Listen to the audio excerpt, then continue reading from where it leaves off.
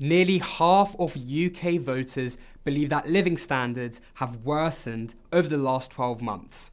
And that's according to a poll run by City AM and the consultancy Freshwater Strategies. So why are Brits feeling poorer in the 10 months since Keir Starmer took to Downing Street? On a month-to-month basis, GDP growth has been pretty sluggish. The last time growth hit 0.6% in a month was in March last year, while February this year saw a quite strong figure of 0.5%. But all the while, high growth has been described as erratic by leading economists at the Bank of England. And genuine growth beneath the figure is likely closer to zero.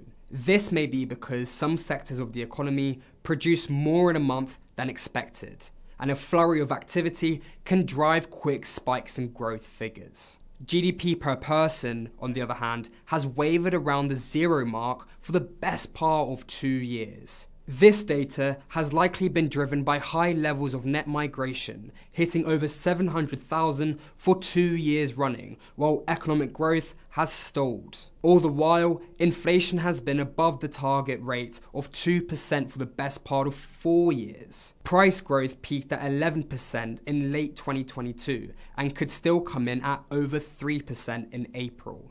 This, if anything, suggests the cost of living crisis is not over yet.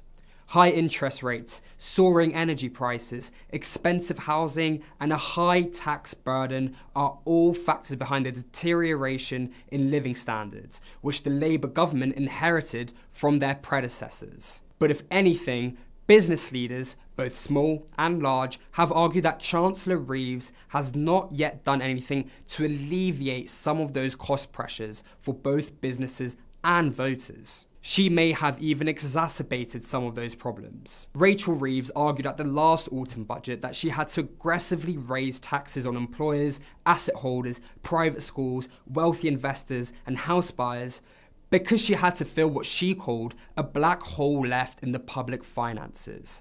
And these taxes have been used to increase spending on areas such as the NHS and state education. And there are strong hopes now that the government will begin to unveil policies to improve living standards across the UK. And that has begun with reforms to immigration, which the government hopes will lead to businesses training more British workers instead of recruiting from abroad.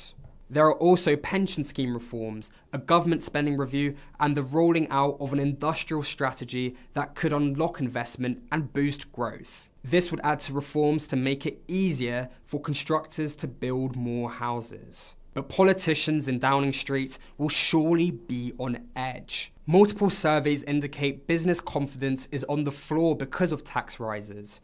President Trump's trade war risks derailing growth plans, and nearly half of 1,000 UK voters polled by City AM and Freshwater Strategies believe household finances will worsen in the next year. So it will take a lot for the general mood to change. For more analysis of Labour's growth plans, head to cityam.com.